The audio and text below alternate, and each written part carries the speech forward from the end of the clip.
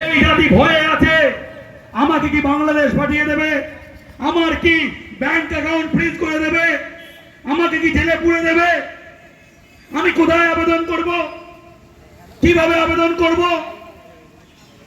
আমরা প্রশাসনের কাছে দাবি জানালাম যে আপনারা প্রতিটা গ্রামে প্রতিটা বুথে হেল্প ডেস্ক খুলুন, সহায়তা কেন্দ্র খুলুন, সেখানে প্রতিটা মানুষকে বলুন যারা পারবেন না আসুন, তাদের আবেদনটা করে দিন, তাদেরকে বোঝান কিভাবে আবেদন করতে হবে, কিভাবে ট্রাইব্যুনালে যেতে হবে।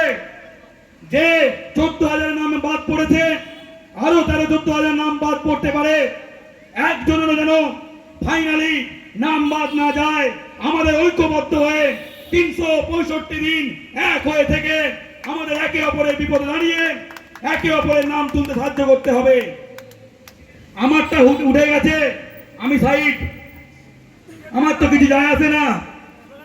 এটা ভুল ভাবছেন, এসআইআর হয়েছে, আপনার নাম উঠে গেছে, এরপর এনআরসি হবে।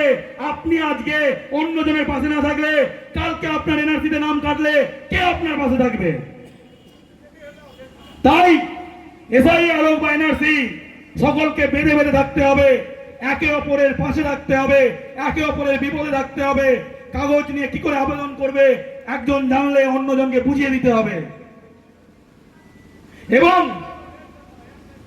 আমরা দেখেছি 2021-এ বিধানসভার সময় কোচবিহারের শীতলকুচিতে আধা সেনা গুলি চালিয়ে 4-5 জন বাঙালিকে খুন করেছিল, আমরা দেখেছি। আধা সেনায় বাংলাকে মুড়ে ফেলা হয়েছে।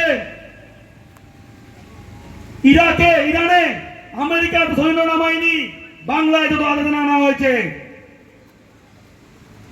এত আধা সেনা আনা হয়েছে কোনোভাবে বাংলায় যেন দ্বিতীয় শীতলকুচি না হয়।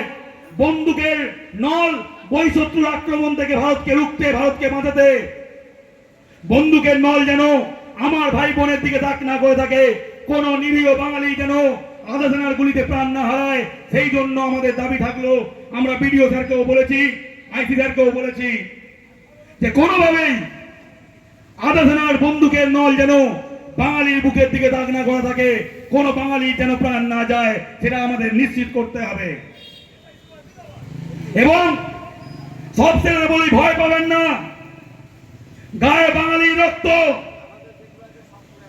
আমরা ওদের মতো ব্রিটিশের জুতো চাটা জাতি নই, আমরা ব্রিটিশকে সাহায্য করা জাতি নই।